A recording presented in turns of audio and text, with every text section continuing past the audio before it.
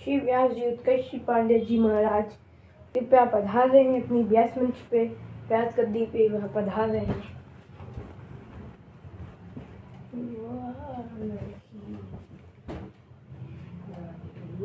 राम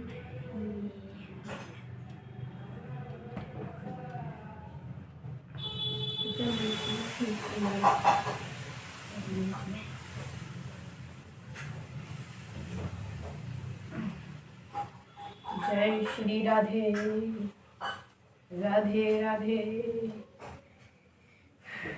मैं आप सबके दूसरे दिन पधार चुका हूँ। कल हम लोगों ने बाल उत्सव और कन्हैया के जन्म की कहानी सुनाई थी मैंने। आज हम बाल समेत पूतना वध तक की कहानी आज हम आपको श्रवण करवाएंगे। कृपया श्रवण करें। यह 7 दिन चलने वाली कथा है। 7 दिन के बाद यह कथा खत्म हो जाएगी। फिर यह कथा अगले महीने या अगले साल आएगी। चलिए, प्रभु की जैसी इच्छा। हमारे प्रभु श्री लड्डू गोपाल जी और साथ साथ में उनकी फोटो एक है जो हमारे लिए बड़ी पूजनीय है। क्या फोटो को अच्छे से लगा क्या भाई। चलिए, हम लोग आज उनकी पूजना समेत कई राक्षसों की बातें करते हैं। फिर उनका जन्म उत्सव हुआ। उसके 6 ही दिन बाद राजा कंस ने पूतना नामक एक राक्षसनी को गोकुल भेज दिया। पूतना अपन राक्षस रूप लेकर राक्षस लेकर न आई। अपने अनेक अच्छे से रूप में स्वरूप में आई। वह एक सुंदर स्त्री के रूप में आई थी नंद बाबा के घर। वह इतनी सुंदर स्त्री के रूप में आई थी कि उसे चारों ओर सब लोग देख रहे थे। ऐसे देख रहे थे जैसे पूरे गांव में वैसी सुंदर स्त्री नहीं थी सब लोग। फिर जब वह नंद बाबा के यहाँ पहुंची, यशोदा मैया बोली, आप कौन हैं? उन्होंने बोला, मैं तुम्हारे पुत्र को स्तनपान करा के उसे आशीर्वाद दूंगी।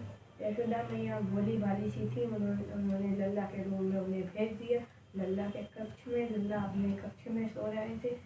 पूतना उन्हें देखकर डर घबरा उठी क्योंकि पूतना को वो अपने काल दिखाई दे रहे थे। और कृष्ण भगवान अपने मन में सोच रहे थे 6 दिन तो बीते नहीं, फिर इस समय राक्षस भेजे जा रहे हैं। 6 दिन पहले आगे खत्म करते थे। फिर क्या पूतना उन्हें अपने स्तनपान कराने लगी। अपने स्तनपान में उसने जहरीले सांप का जहरीला भरा था और उसने फिर अपना स्तनपान कराया। भगवान श्री कृष्ण उसका स्तनपान करते गए उसने यहाँ तक कि उसका खून पीने लगे। जब उसका खून पीने लगे तब पूतना छपट के भागी और वो अपने राक्षस विशाल रूप में आ गई और वो वहाँ पे जाके चिल्लाने लगी। उतने में पूतना का वध हो गया। उसके बाद फिर जब गाँववासी आए तो घबरा गए।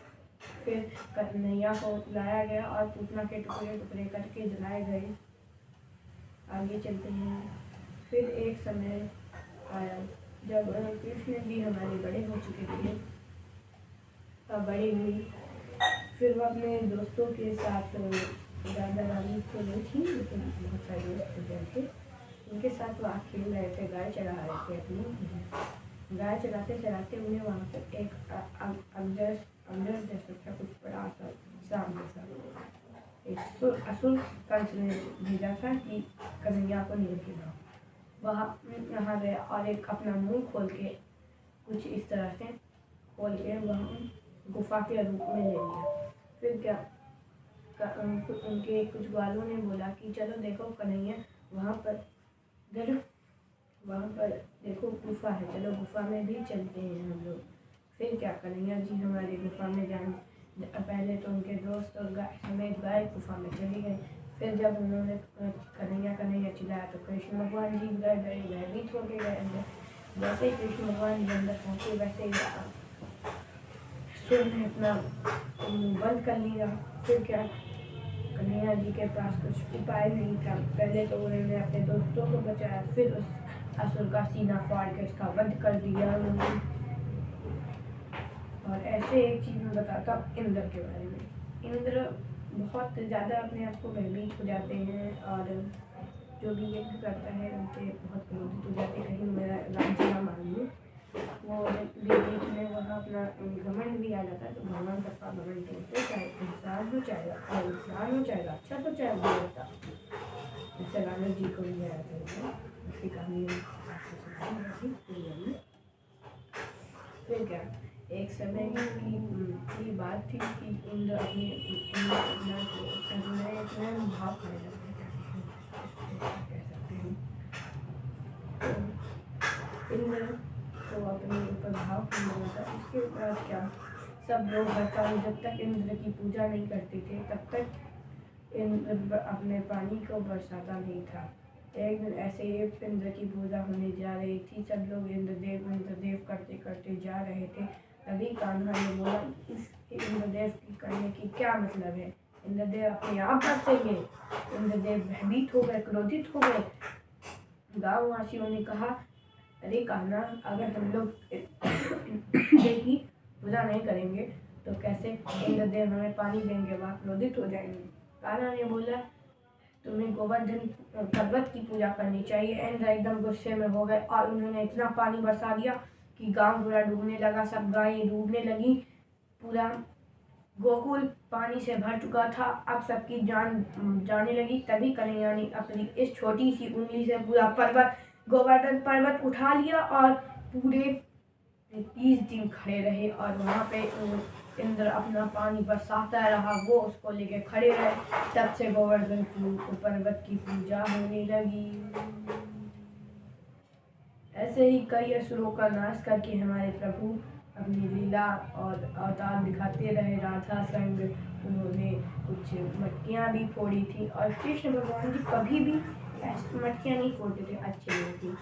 जो मटकी फोड़ते थे वैसी मटकी फोड़ते थे, जो मटकी कोई अपने जैसे माखन बनाए तो वो अपने रिश्तेदार किसी को रखा है। ऐसे ही एक मोटी ताई उनके यहाँ पे मोटी ताई बहुत घमंडी थी। वो अपने घमंड में किसी को, अपने बेटे में किसी को माखन तक छूने नहीं देती थी, बस रखी रहती फिजूल का। फिर क्या, फिजूल का माखन रखी रहती थी। एक दिन कृष्ण ने बोला, चलो आज मोटी ताई के यहाँ ही हम लोग माखन चुराते हैं। वालों ने रोका, अरे मोटी ताई के यहाँ जाओगे तो तुम्हें इतना मारेगी, ये तो मोटी सी तुम्हारा हाथ पकड़ देगी तो हड्डियाँ टूट जाएंगी। कृष्ण बोला, कुछ नहीं होता। फिर वह मोटी ताई के यहाँ गए, उन्होंने सारा माखन चुट कर लिया। मोटी ताई उतनी देर में आ गई। मोटी ताई जैसे आई, पहले तो कृष्ण को पकड़ लिया उसने, बाकी सारे दोस्त लोग तो छुप गए। फिर जब कृष्ण ने अपना हाथ छुड़ाकर अपने मित्र का हाथ डाल दिया, तब मित्र बोला, अरे कृष्ण मुझे बचा लो, तुमने ये क्या कर दिया, अपना हाथ निकालने पतला करके तो तुम डाल दिया। फिर अपने मित्र का भी उसने हाथ पतला कर दिया, वो भी निकल आए। फिर क्या, फिर मोटी ताई के पति का हाथ डाल दिया उसने। फिर जब मतलब मैया यशोदा जी के पास पहुँची तो बोली, ये देखो तुम्हारा अल्लाह क्या कर, देख के भयभीत हो गई, अरे ये तो मेरे परमेश्वर है, पति है। फिर मैया यशोदा हंसी और फिर चली गई और मोटी ताई भी चली गई। तो ऐसे ऐसे बाल कदा के द्वारा हमारे कृष्ण भगवान जी अपनी लीला उतार दिखाते रहे। अब हम लोग कल कंस का वध की कहानी सुनाएंगे। जय श्री भागवत भगवान की जय।